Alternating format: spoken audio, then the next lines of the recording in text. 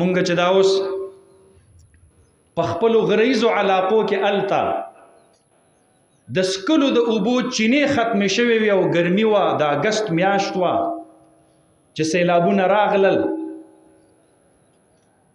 نو دا شادوګان به د ځنګلو نه لاندې کلو ته راکوزېدل د اوبو دپاره او د ماشومانو به په ګټو ویشتل ما ته ملګرو ووې ما ورته ووې الحمدلله د اوبو 12 ټینکۍ دا مو ورته په هغې ځنګلو کې سره د اوبو د فراهمۍ نه هغه ورته برابر کړل. ځنګلي حیوانات اسلام د حقوقو دین دی. کاش چې د حضرت عمر نظام خلافت نظام معیشت او معاشرت دا غي خواږه اهلیان پاکستان ولیدلې والله العظیم کو عمر بردا قوم بل طرف ته بیا لاړ شو.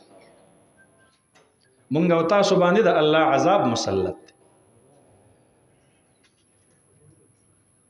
لا دین حاکمان ظالم حاکمان دا د الله رب العالمین عذاب. قل هو القادر على ان يبعث عليكم عذابا من فوقكم او من تحت ارجلكم.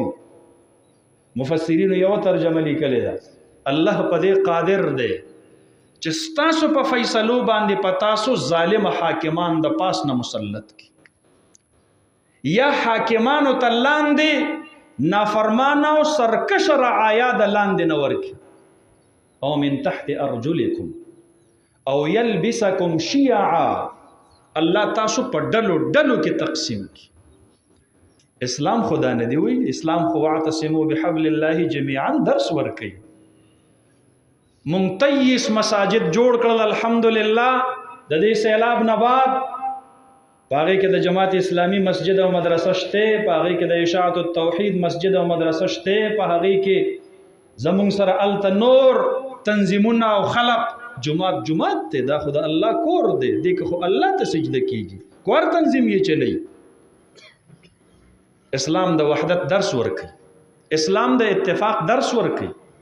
دنیا ته مو خودلا تاسو په مسلمان باندې دا تهمت لګوي تاسو په علماو دا تهمت لګوي چې تاسو خلق او معاشره تقسیم کړي دا مونږ نه د تقسیم کړي دا عالمی طاغوتی نظام تقسیم کړي دا او دا غي الیکار چې په پاکستان کې کوم خلق دي دلته دا خلق په یو بل کې ان خلولې دي چې د دوی د یو بل د غریوانو نه لاس نوزي ورنه بیا ټول پټوله مونږ ته متوجي کیږي او مخامخ کیږي.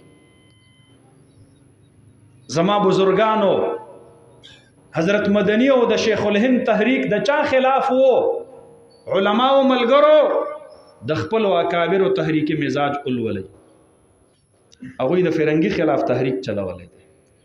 تاسو چې تحریکی ژوند کوي د دې طاغوتی نظام خلاف تحریکی ژوند تیر په دا ټته پته کې خپل صلاحیتونه مزایه کوي.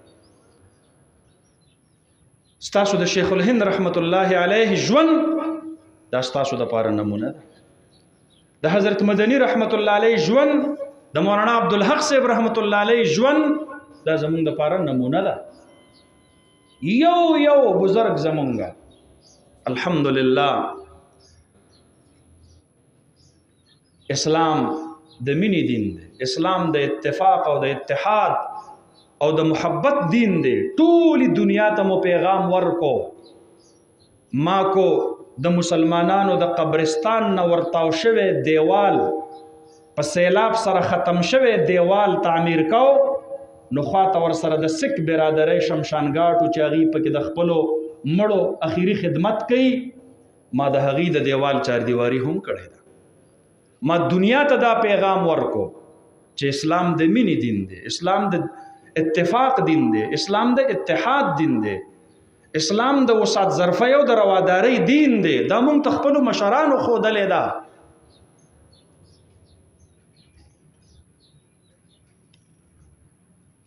ما ته یو ملګري ووي مفتي صاحب په دا ډیزاسټرز کې او په دا حادثاتو کې خو خلق صرف د راشن او تر حده پورې خپل خدمات محدود ساتي تاسو 1900 کسانو ته روزګارونه بحال کړل نوې ویژن مو دنیا ته پیش کو ما وی دا ویژن نوې نه دی افسوس په دې باندې کوم چې د اسلام معاشرت او د اسلام سماجیات او عمرانیات چل وستلې.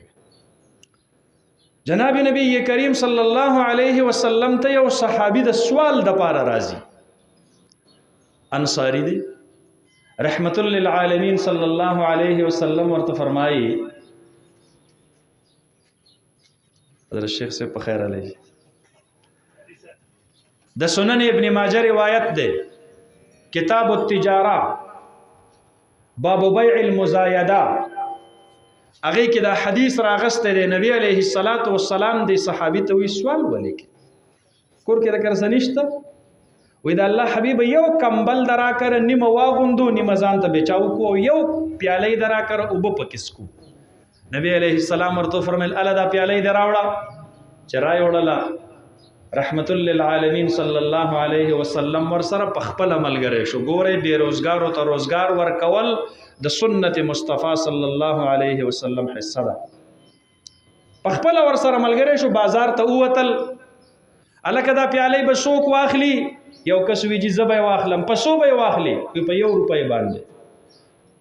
اعلان شو من یزيد علی هذا، د یوې نه په سیوا باندې څوک اخلي؟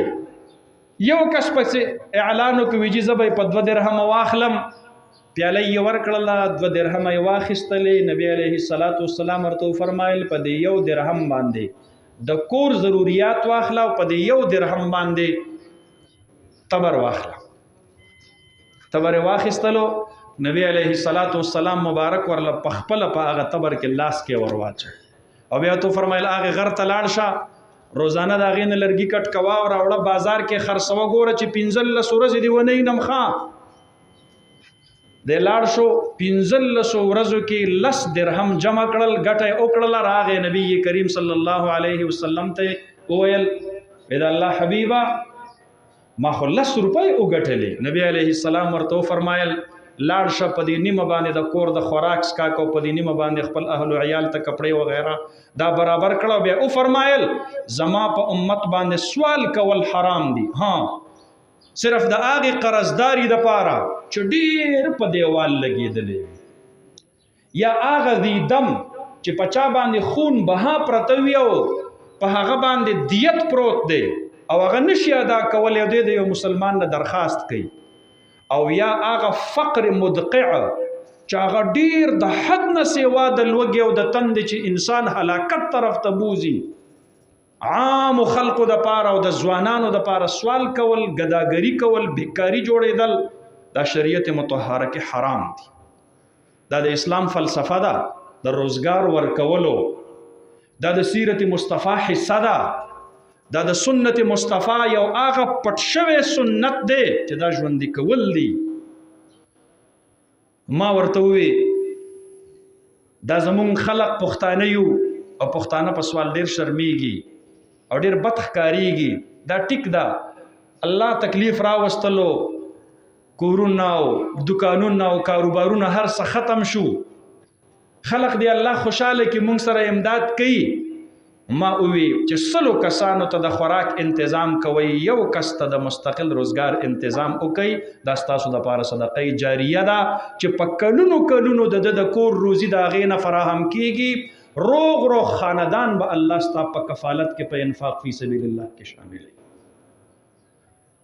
دا د جناب نبی کریم صلی الله علیه وسلم مبارک آغا ویژن دی